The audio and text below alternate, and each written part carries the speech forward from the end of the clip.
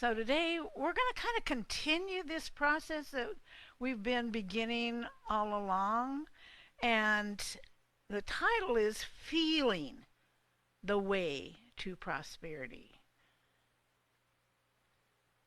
That isn't something that I learned back in the day. Nobody talked about feeling as that path to prosperity. And what does that mean? And for you, what is a meaningful definition of prosperity? What is the definition maybe you've always, heard, or when you think of prosperity, what do you think that is? Sometimes it's, the okay, if there's peace in the world, or if it was my political party that was in charge, there's just all kinds of things we think of as prosperity in this broad, big picture. Everybody having, perfect and loving health. Me having perfect and loving health. This really big, big process. And then the most common definition is stuff and things and um, immediate experiences. I want to take a trip. I want to travel. I want to do this. My dream for years was to live full time in an RV, which I do now. Um, but they're kind of tangible things that is out here. But what if you have what you want? Now we're probably not going to get the actual of world peace and those things. But when we get those other things, when we get the tangible things, when I actually have that good health, how do I feel about that? What is going on in me? Am I paying attention to what is going on? So a while back, I needed a new car. Most of us go through that at some point in time. I know a few years ago, Jackie needed a new car. And we think, okay, getting that car is prosperity, right? But what is the feeling I want to have? What what brings me to think I need or want a new car or a different car? What is the feeling in there? Is it a feeling of safety? Is it a feeling of, oh, I feel comfortable driving a long distance? What is the actual feeling?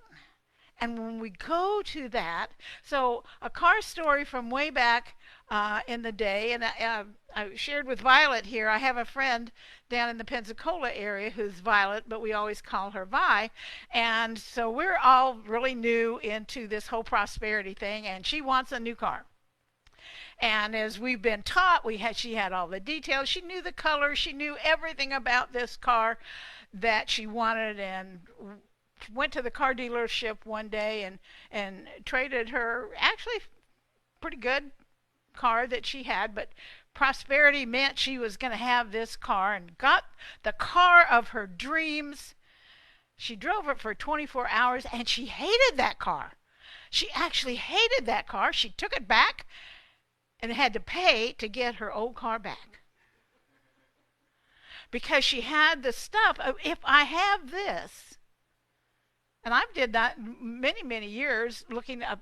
I'm great at manifesting the right and perfect job and all of those kinds of things. And I always really enjoy a new job. I enjoy the learning process. So it would take a few months into whatever that was until I settled into it and go, I have everything I asked, and I even have a couple of really funny stories about those. But something's missing. What is it that I really want from the job? I want this feeling inside that says I'm making a difference. I'm feeling at home. That I'm just really feeling fulfilled. I never thought about putting feeling fulfilled on my list of asking for a job. So on the last time with that, I thought, okay, I'm going to start asking to feel. Here's how I want to feel spirit. And it has really helped me as I've moved along on my prosperity journey.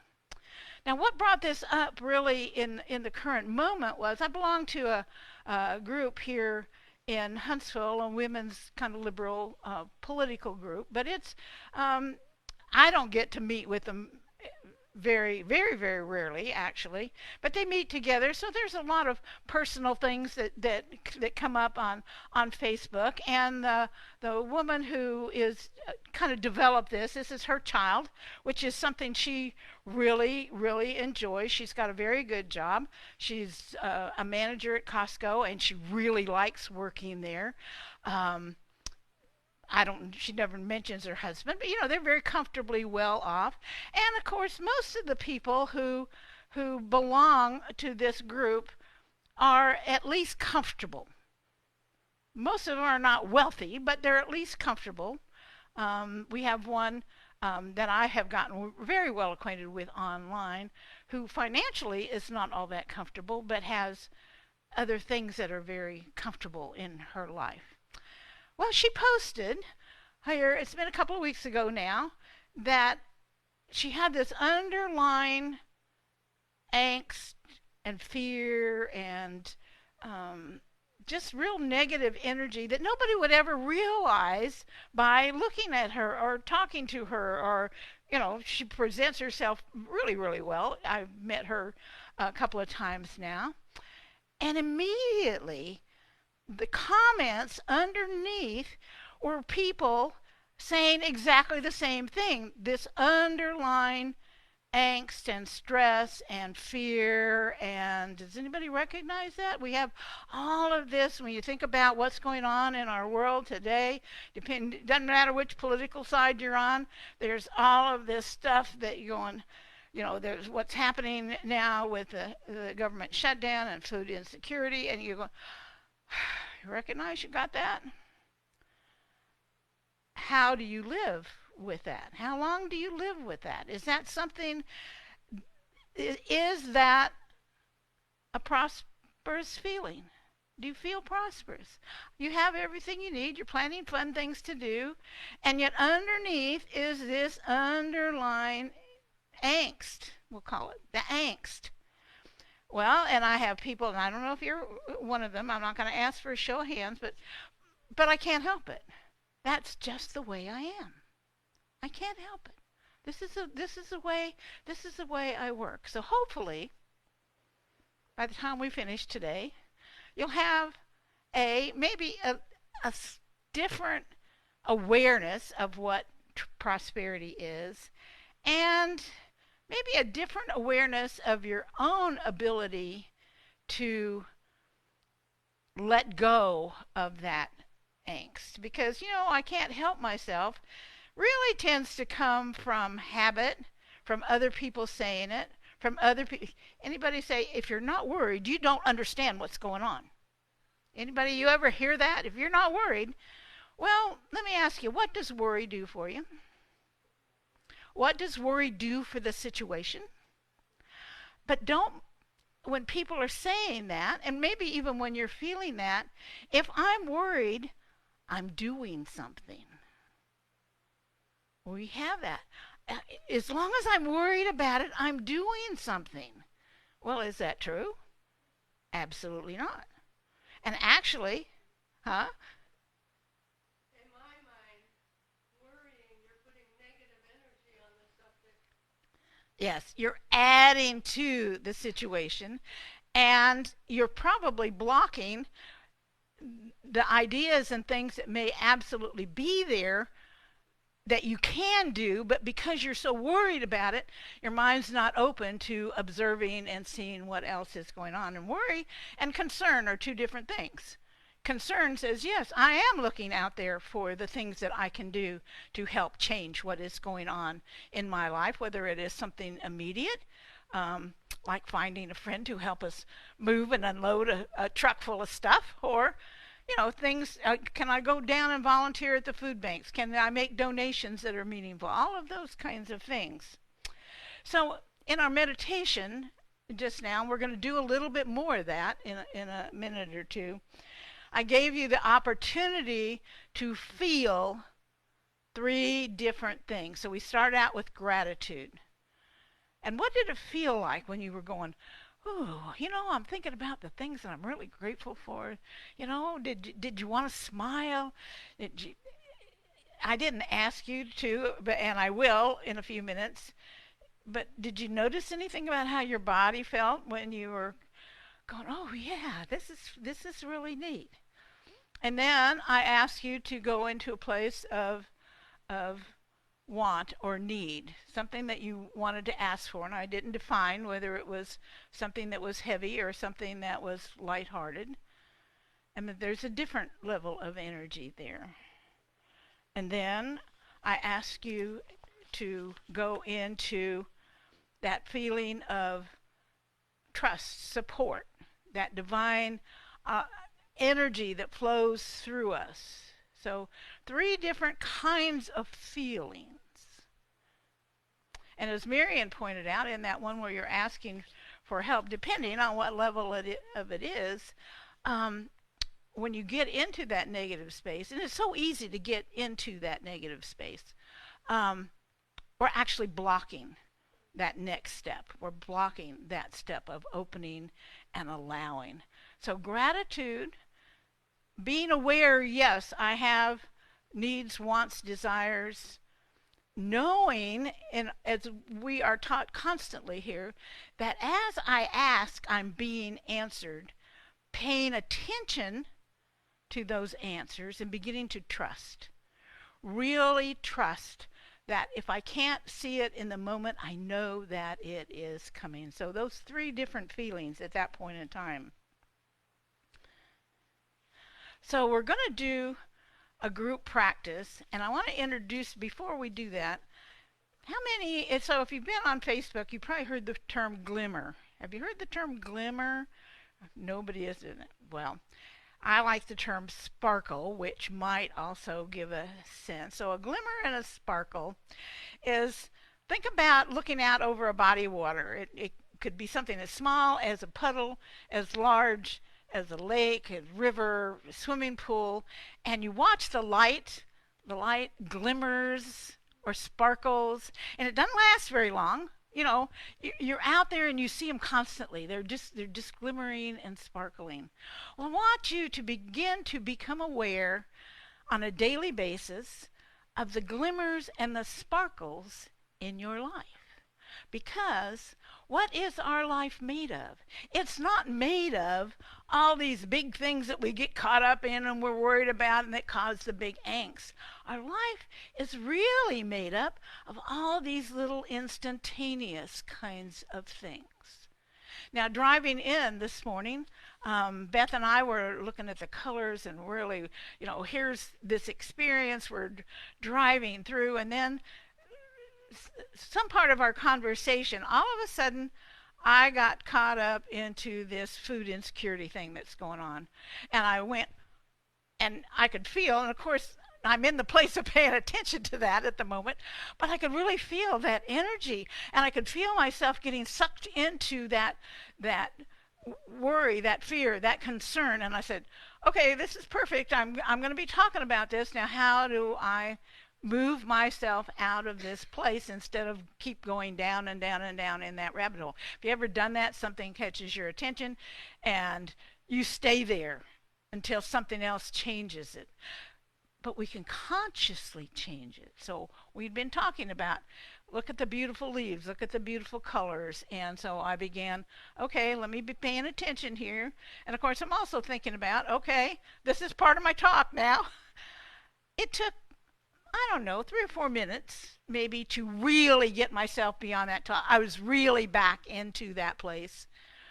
Well, 3 or 4 minutes of doing some conscious work to move me away from something that I could have gone into for minutes, an hour, depending on, you get into one worry thing, it takes you to another, Okay, I spent some conscious, so the idea is conscious. This is a conscious process. that we need to go through, and to realize that we have that power within us to change where we are going in our thoughts. We do have the power. I am responsible for my feelings and my emotions. That out there is not making me. And don't we use that? You make me so angry, that makes me angry, that makes me happy. That, we put control of both negative and positive emotions out there. When really, I use whatever is happening out there to create my own emotion. That is really a huge step to make. It's one that I really spent a lot of time working on when I first came into Unity, because I was in a really, really dark emotional space. But once I really got that thought and listened to people talking, and in Unity we say, don't believe what I'm telling you, make it yours, try it out, does it work for you? So once I took that in, it took me a while. It took me a while to be able to actually practice, put it into practice, do the work to say, here I am in this place, and I can move myself out of it. So one of the things that I was handed to do, and I'm going to hand it to you guys right now, as we're talking about glimmers, and I'm going to describe a few glimmers. Make a list. It's really good to actually write down. I had a steno notebook, and they didn't call them glimmers or sparkles back in then. It was just all the good things that happen to you, no matter how small it is, whether it's that first cup of coffee in the morning or tea or whatever your favorite beverage is when you wake up, whether it's your meditation process when you get up. You think about, okay, ooh, yeah, this is really good. Let me pay attention to that feeling for that one little thing. Think about all the things in the day. Today it was really easy driving in and looking at the trees and all the wonderful colors. But those things come up all the time. Maybe it's your pet. Maybe it's your pet coming up and just rubbing up against you. Pay attention. Pay attention. Maybe one of the things on my first list way back then, we had a little toaster oven at work, and I would bring corn muffins and I'd cut them in half and I would toast them in the toaster oven. That would be my breakfast, and I would write down. And it came out just perfectly. And sometimes it was, the phone could ring at the most unfortunate times, and the phone did not ring when I had to go into the restroom. The very first day, I had a full page on a steno pad of all these little sparkles. And guess how I felt at the end of the day? Because while I'm out looking for all these little sparkles out there and taking a moment, because if you're going to write them down, you're kind of feeling that. That feeling is staying with you for a few minutes. And you go on about, I didn't have time to, I'm sure other things that were aggravating were happening on that day, but I didn't notice them. And, I don't remember how long I did it, because that first day made such an impression on me. So I'm inviting you to pay attention to the sparkles. And just giving you a heads up, they happen so quickly, and most of them, or at least many of them, happen on such a regular basis that you don't even notice them. So it's the noticing and paying a little attention to that sparkle and see the shift that it makes within you. So we're going to do, this is going to be, I hate to call it a meditation, because you're going to work during this, but it's going to be we'll call it a meditative process. And I'll give you a heads up to begin with. I'm going to ask you to be in a very uncomfortable place, because part of this is being aware of what happens in your body when you're discomfort, and then how it shifts as you move out of that place, and what's going on inside of you as you move out of that place. So I invite you to participate, but you can always say no. That's but so take a few deep breaths and feel your body now. Close your eyes if that's comfortable for you. Feel your body relax. Do whatever. I've been doing this for a while, so usually I can just say, oh, shoulders relax, and I can feel it. Feel that. So we're going into a place beginning with your body being relaxed and just breathing. Now, go into that, whatever it is that gets you really upset. Whether it's something on the TV, whether it's something that happens at work, whatever. And feel that. Feel yourself in that place.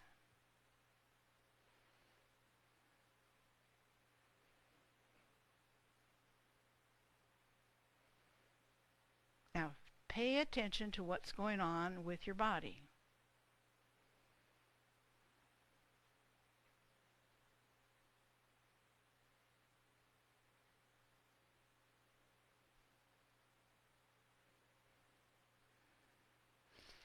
Okay, take some deep breaths. Now, move into this place of glimmers. So I've given you some ideas of what glimmers are. I'll share a couple more as you're thinking about the glimmers. What are the glimmers? What are some glimmers that actually happened this morning?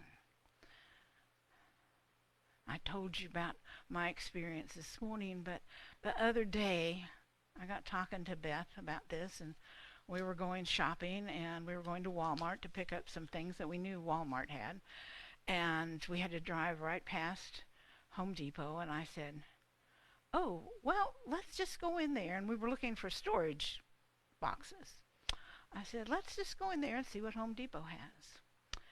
And we pulled in. We asked where their storage stuff was, and somebody said, oh, they're right in the middle of the aisle back there. So we went back there. It was the size we were looking for, and they were on sale. And we're laughing and carrying on going, oh, yeah, here it is, our first stop. They're on sale.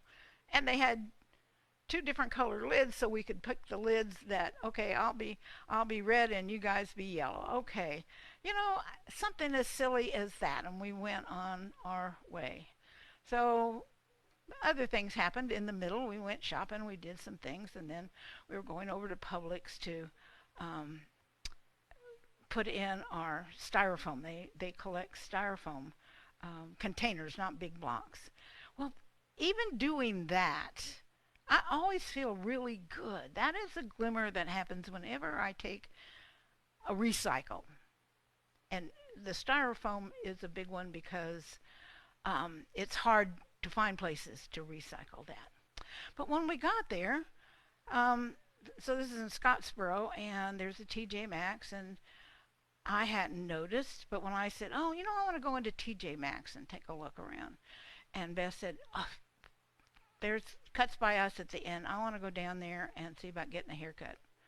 And I said, well, I'll go with you, and if there's no waiting line, or whatever the waiting time is. We walked into the haircut place. They took us immediately. Immediately. And we walked out a few minutes later going, oh, that was a glimmer. That was a big glimmer. There was a couple of things that I found in TJ's, that one particular thing that I really, really wanted, a couple other things that I hadn't thought about, but I went, yeah, I really can use this.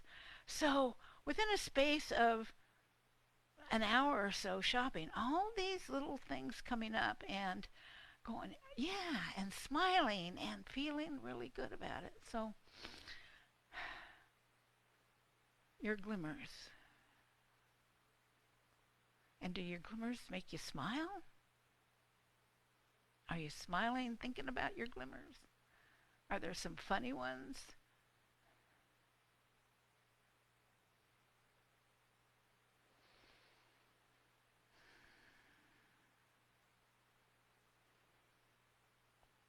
Think about how much fun you have even just thinking about your glimmers.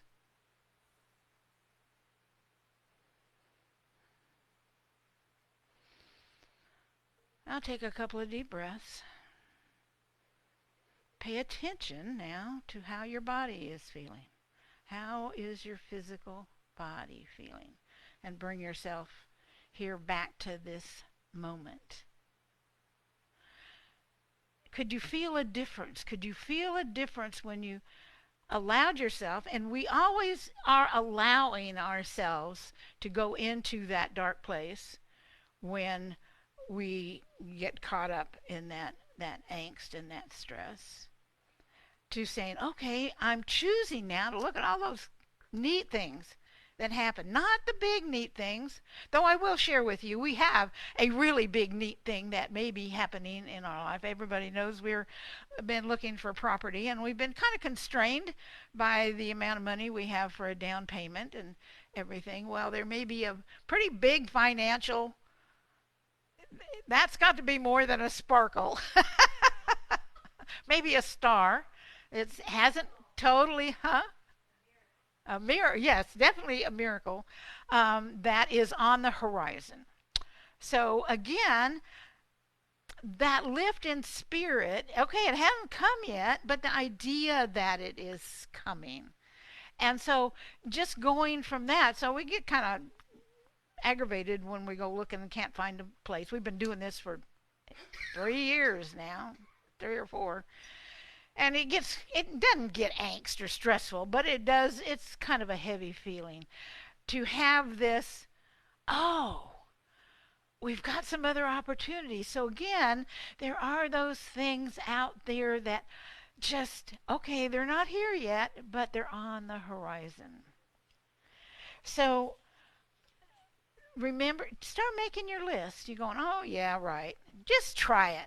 Just give it a try. And here is a quote that I just came across the other day, and I didn't even write down who said it.